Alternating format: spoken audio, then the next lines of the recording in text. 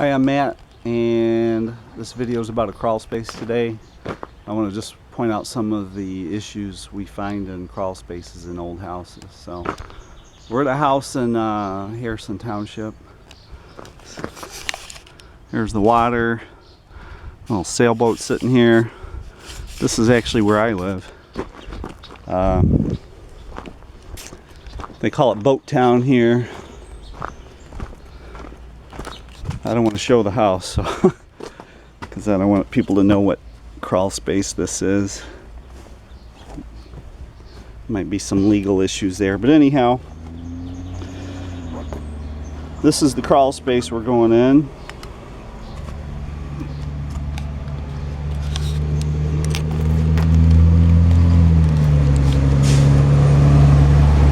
Suited up. When we do crawl spaces, whether it's a commercial building or a residence, this is a residence, I suit up. I got coveralls on. You know, I'm wearing pants underneath here, of course, because I got to go to another inspection later. So I typically wear work boots every day, pretty much. Sweatshirt, gloves. I'm not wearing a mask in this one because this is not that bad. I don't see anything in there that looks dangerous to me. But a lot of guys will wear a mask in a crawl space, and it's actually a good idea. So here we go.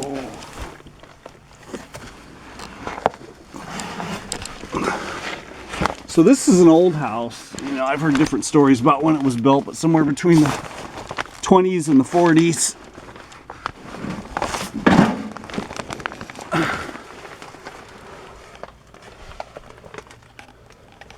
So there's a couple small places of suspected mold. We always say suspected mold till we get it tested.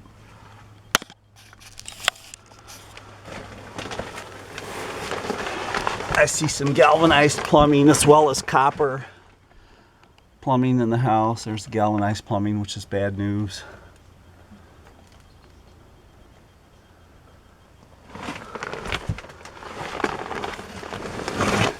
There is plastic on the ground. We call it visqueen in construction. That's a good idea, but it's not installed correctly. It's just kind of, there's big areas where the ground is not covered. In a good job, it would cover all the ground. In fact, the seams would be taped, and the plastic would run up on the wall a little bit and be taped around the perimeter of the wall. And the reason for that is the moisture in the ground evaporates and it rises up out of the ground. And that moisture ends up in your wood. When the wood gets damp, it attracts wood-destroying insects. So we got some, you know, illegal, quote-unquote illegal wiring or improper wiring down here.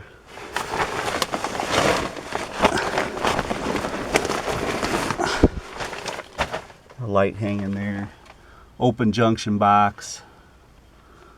More suspected mold and a little bit of rot right there. Looks like they had crock plumbing. There's the old crock over there. And there's the new PVC. Old crock, new PVC. So there's a bathroom right above here, so it looks like the floor rotted and they patched it. Old chimney here, which is full of the liner. See, this right here is the brick chimney. This is where something vented into it. Maybe there was a furnace down here. I did see some ductwork laying over there, so there might have been a furnace in here at one time. But all this stuff inside of here, that's the clay liner that was inside the chimney, and it, you know, broke apart and fell down into the bottom. So a lot of times when you try and open a fireplace damper, it's because that stuff's on top of the damper in a, you know, a wood-burning fireplace. A lot of times the liner's laying on top of the damper because it cracked off and fell down on top of it. So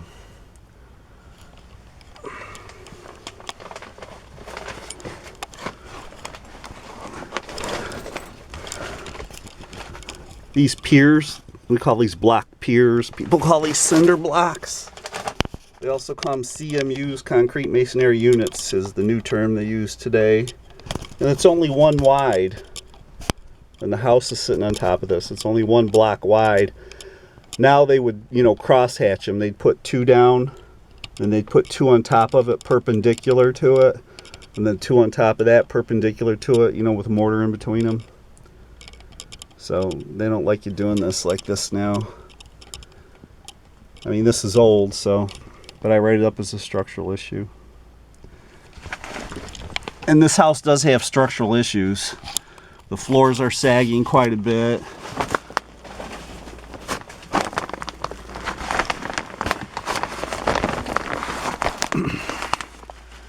See, they've added some block right here because the floor was sagging. Insulation over there. There's no insulation in most of it. Insulation over there is falling down. It's installed backwards. The paper on the insulation should go towards the heated side. That's the vapor barrier. That's incorrect. See, here's some of that ductwork I was talking about. I think there was probably one of those big floor furnaces in here where it just had one vent in the middle of the house, and it kind of heat rose up and heated the whole house.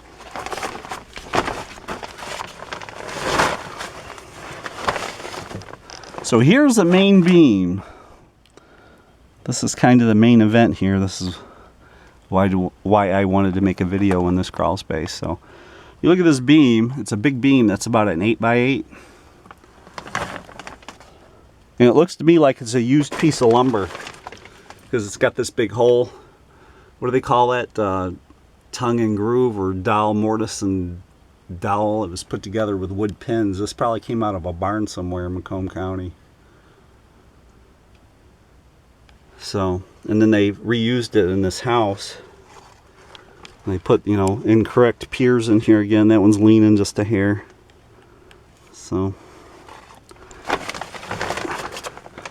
but if you look closely, you see all these little holes. See those little holes in that wood? Bugs did that. Wood destroying insects did that. I don't know if they're powder post beetles or termites or whatever. We just call them wood destroying insects. At least that's what I do. So, or wood destroying organisms with WDOs. I'm trying to hold this flashlight and the camera in one hand so I can get my screwdriver in the other hand. So you can see this beam's got a big split in it here. So it moves. See, so holy crap, I'm glad I got that on video. Oh, so that wasn't holding anything. So, I mean, the house is not about to fall down on me because that was not holding anything anyway. And then this, it ends right here. It just stops. It's not supported. This is cantilevered over from this pier, and it just stops right there where that ductwork begins. So, and that was totally rotted out in there.